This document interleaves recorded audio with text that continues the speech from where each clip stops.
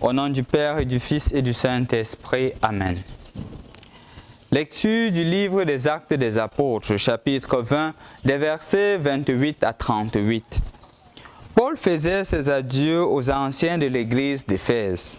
Il leur disait: « Veillez sur vous-mêmes et sur tout le troupeau où l'Esprit Saint vous a placé comme responsable pour être les pasteurs de l'église de Dieu qui lui appartient grâce au sang qu'a versé son propre Fils.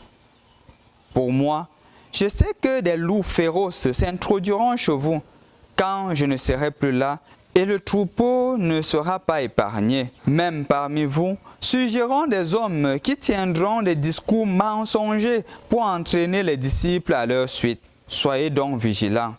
Et souvenez-vous des avertissements que, pendant 3 années, je n'ai cessé de donner à chacun de vous nuit et jour jusqu'à en pleurer. Et maintenant, je vous confie à Dieu et à son message de grâce, qui a le pouvoir de construire l'édifice et de faire participer les hommes à l'héritage de ceux qui ont été sanctifiés. Argent, or ou vêtements, je n'ai rien attendu de personne.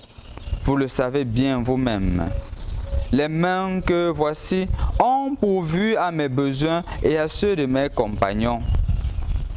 Je vous ai toujours montré qu'il faut travailler ainsi pour secourir les faibles, en nous rappelant les paroles du Seigneur, car lui-même a dit: « Il y a plus de bonheur à donner qu'à recevoir. » Quand Paul eut parlé ainsi, il se mit à genoux et il pria avec eux. Ils se mirent tous à pleurer et ils se jetaient au cou de Paul pour l'embrasser.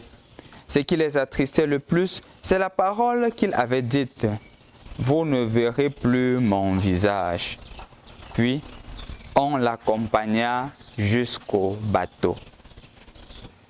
Bonjour chers frères et sœurs dans le Christ. Rendu au mercredi de la 7e semaine du temps de Pâques, la lecture nous invite à continuer notre neuvaine à l'Esprit Saint, afin que cet Esprit puisse descendre en nous et puisse nous transformer. En effet, le thème de la neuvaine de ce 6e jour est à propos de la violence conjugale.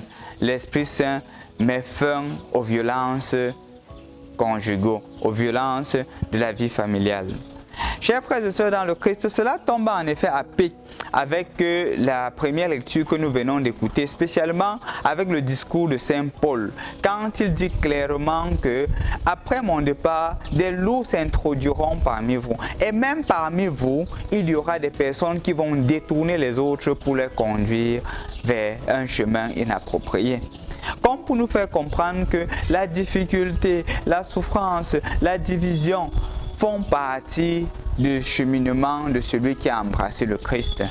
Il n'y a rien d'étrange, il n'y a rien de spécial quand on se rend compte que même dans l'église, il y a des conflits, même dans la vie familiale, il y a des conflits, même dans l'église, il y a des divisions. En effet, chers frères et sœurs dans le Christ, même dans notre vie, ce n'est pas une surprise. Tout simplement parce qu'il y a la force du mal.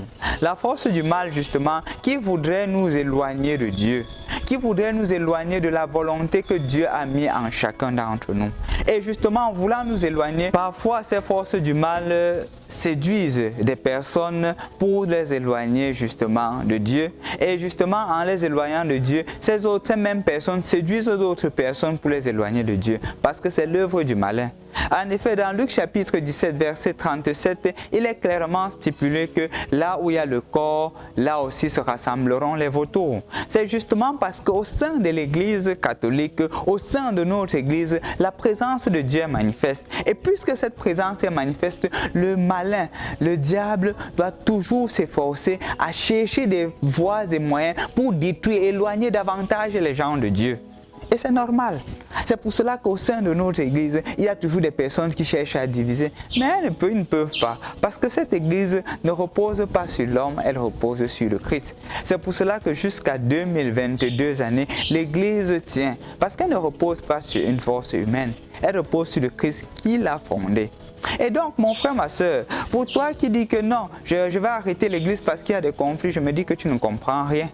Tu ne comprends rien justement de la portée que le malin voudrait mettre en toi. C'est justement ce qu'il veut. Il voudrait que tu sois un chrétien solitaire, un chrétien qui dit que non, mon église, je prie à la maison. Non. L'église, c'est la grande famille des enfants de Dieu et toute la communauté doit se rassembler pour prier. Et dans ce rassemblement-là, il doit y avoir des conflits, il doit y avoir des tentations. Tu rencontreras même peut-être des personnes qui voudront t'éloigner de la foi chrétienne, de la foi catholique. Tu seras appelé à les rencontrer. Mais ça ne doit en aucun cas t'empêcher parce que justement, c'est là où le corps se trouve. Et là maintenant, le malin va chercher à t'éloigner de cela. Il aura réussi quand il va dire que je ne fais plus de groupe et de mouvement. Je viens seulement à l'église le dimanche. Et en venant à l'église le dimanche, maintenant tu constates que même tous les dimanches, tu ne pars plus. Tu commences à partir une fois après 2 semaines, après une fois par mois. Après, tu vas seulement au jour de fête dans l'église, le dimanche de Pâques, la veillée pascale, le dimanche des rameaux ou le mercredi des cendres. Après, ça devient seulement 2 fois, le mercredi des cendres et le dimanche des rameaux pour bénir son rameau et prendre la cendre. C'est comme ça qu'on devient le chrétien de l'occasion. Justement, quand c'est ainsi, le diable a réussi sa mission en toi. Parce que le chrétien, c'est celui-là qui vit dans une communauté et qui ne se décourage pas, qui ne rentre pas parce qu'il y a des difficultés. Non, le chrétien continue parce que son action est basée et fondée sur le Christ.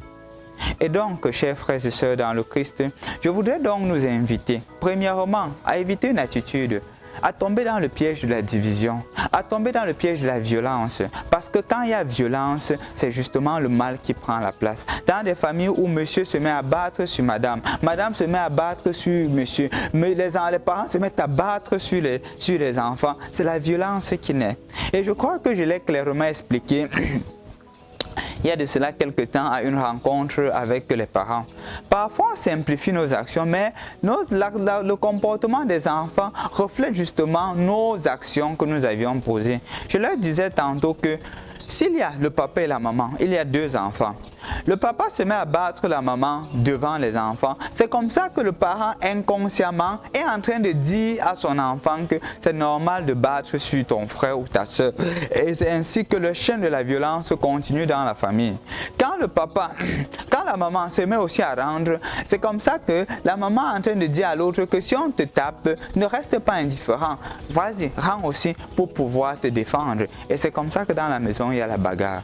Quand la violence est aussi verbale, quand monsieur se met à gronder sa femme, à insulter sa femme devant les enfants, c'est comme ça que c'est ainsi que les enfants apprennent aussi à insulter leurs frères et sœurs, parce qu'ils ont appris des parents.